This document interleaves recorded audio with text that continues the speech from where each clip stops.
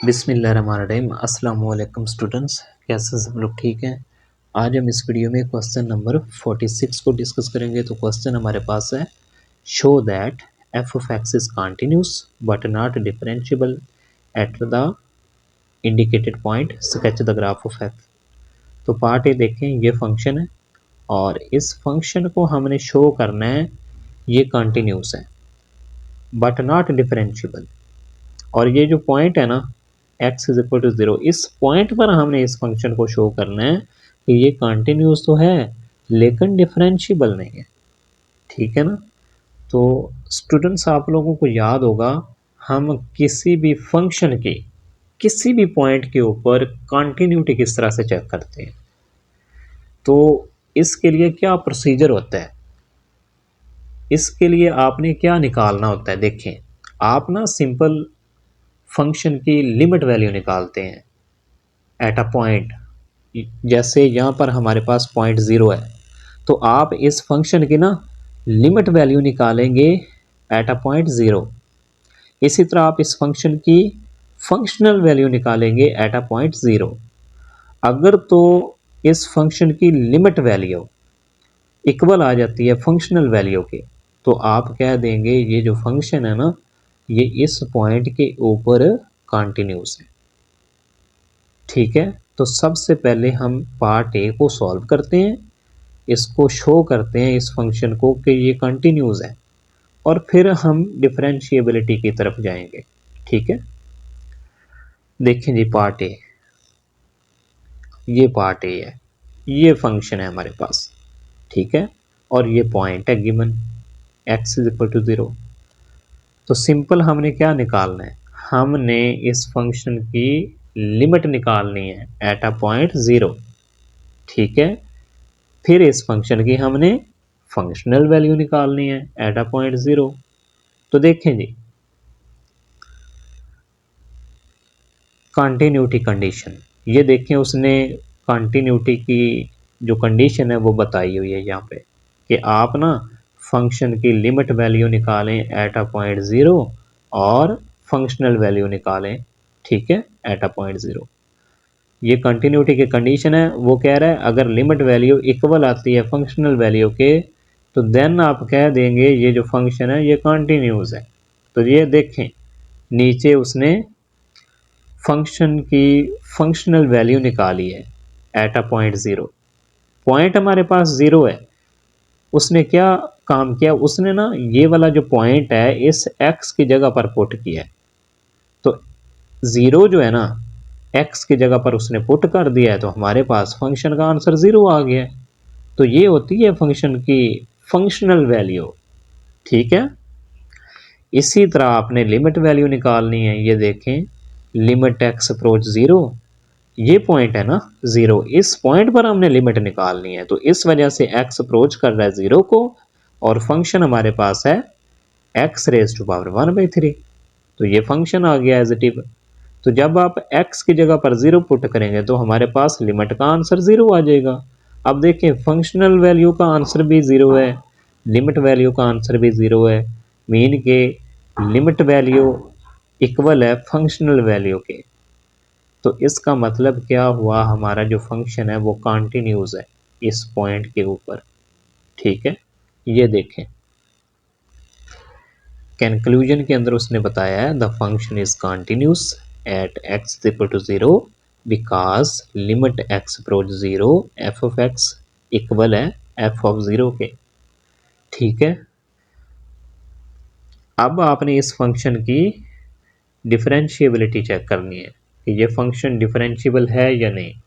तो differentiable check करने के लिए आप लोगों ने क्या काम करना है, ये देखें, सिंपल आपने जिस फंक्शन को ना डिफरेंशिएबल प्रूफ करना होगा, आपने उसका डेरिवेटिव निकालना है। जिस पॉइंट पर आपने उसको डिफरेंशिएबल प्रूफ करना है, डेरिवेटिव निकाल के ना आपने वो वाला पॉइंट पुट करना है उसके अंदर। अगर तो फंक्शन डिफाइंड है, मीन के कोई ना कोई उसकी वैल्यू आ रही है, रियल वैल्यू आ रही है, तो आप कह देंगे कि हमारा जो फंक्शन है ना वो डिफरेंशिएबल है, जो भी पॉइंट गिवन होगा। ये देखें, ये है जी step 2, check differentiability at x is equal to 0। तो ये देखें उसने क्या बताया है, डिफरेंशिएबिलिटी की condition check if f prime of x exist at x is equal to 0। तो इस चीज़ का क्या मतलब है कि आपका डेरिवेटिव एग्जिस्ट करना चाहिए जिस पॉइंट पर आप डिफरेंशिएबिलिटी चेक करना चाह रहे हैं। तो देखें जी, ये फंक्शन है ना, इस फंक्शन को ही हमने चेक करना है ना कि ये डिफरेंशिएबल है या नहीं। तो इसका डेरिवेटिव निकालें आप। ये देखें डेरिवेटिव तो निकाल लिया हमने सिंपल, ठीक है। डेरिवेटिव तो सब लोगों को निकालना आता है, तो इस वजह से डेरिवेटिव हमने ये वाला निकाल लिया है, ठीक है। अब देखें हमने डेरिवेटिव के अंदर x की जगह पर 0 पुट करना है, क्योंकि हम इस फंक्शन को 0 पर चेक कर रहे हैं, ठीक है ना। 0 पर इस फंक्शन को हम डिफरेंशिएबल चेक कर रहे हैं, ठीक है। ये देखें x अप्रोच 0, तो इसके अंदर पुट करें ना 0 x की जगह पर। ये देखो उसने पुट कर दिया।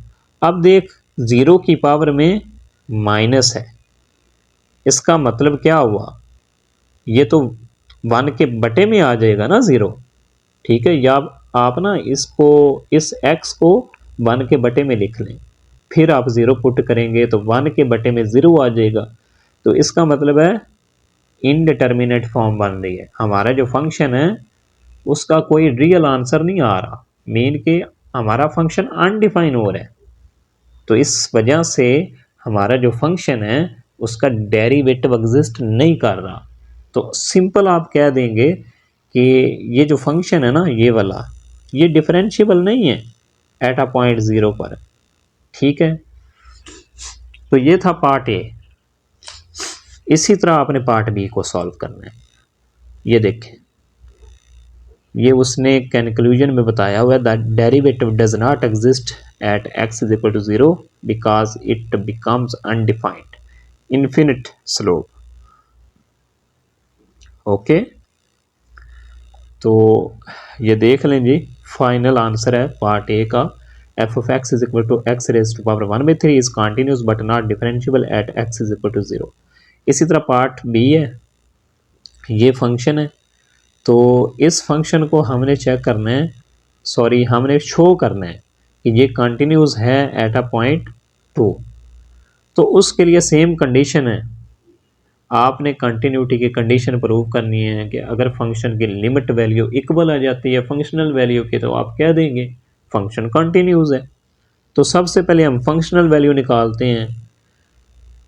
2 पर निकालनी है तो 2 इस फंक्शन के अंदर ना x की जगह पर पुट कर देना है। ये देखें फंक्शनल वैल्यू हमारे पास 0 आ रही है। इसी तरह लिमिट वैल्यू आप लोगों ने निकालनी है। लिमिट वैल्यू और फंक्शनल वैल्यू दोनों का आंसर 0 0 है, इसका मतलब आंसर सेम है, लिमिट वैल्यू इक्वल है फंक्शनल वैल्यू के। तो साबित हो गया फंक्शन कंटिन्यूस है x इज इक्वल टू 2 पर। अब हमने डिफरेंशिएबिलिटी चेक करनी है, फंक्शन का डेरिवेटिव लेना है। ये देखें फंक्शन का, इस फंक्शन का आपने डेरिवेटिव लेना है, इसको आप इस तरह से लिख सकते हैं, इसका डेरिवेटिव निकालें। अब देखिए x माइनस 2 और इसकी पावर में है -1/3। तो आपने ना x की जगह पर 2 पुट करना है, क्योंकि आप 2 पर डिफरेंशिएबिलिटी चेक कर रहे हैं, ठीक है ना। x इज इक्वल टू 2 पर आप चेक कर रहे हैं, ठीक है। तो ये 2 आपने x की जगह पर पुट करना है, तो 0 की पावर में फिर माइनस आ रहा है, तो इसका मतलब है ये फंक्शन तो डिफरेंशिएबल नहीं है, ये तो हमें अनडिफाइंड आंसर दे रहा है, ठीक है। मीन के इनडिटर्मिनेट फॉर्म बन जाती है 1/0, अनडिफाइन आ रहा है सॉरी इसका आंसर, ठीक है ना। तो सिंपल आपने अनडिफाइन लिख देना है, तो साबित हो गया हमारा जो फंक्शन है उसका डेरिवेटिव एग्जिस्ट नहीं करता 2 पर, ठीक है। तो इस वजह से ये फंक्शन जो है ये डिफरेंशिएबल नहीं है एट अ पॉइंट 2। तो स्टूडेंट्स ये थी हमारी आज की वीडियो, छोटे छोटे कंसेप्ट थे, इस वजह से मैंने आहिस्ता आहिस्ता समझाया ताकि अगली वीडियोस आप आसानी से समझ सकें। थैंक यू फॉर वॉचिंग, अल्लाह हाफिज़।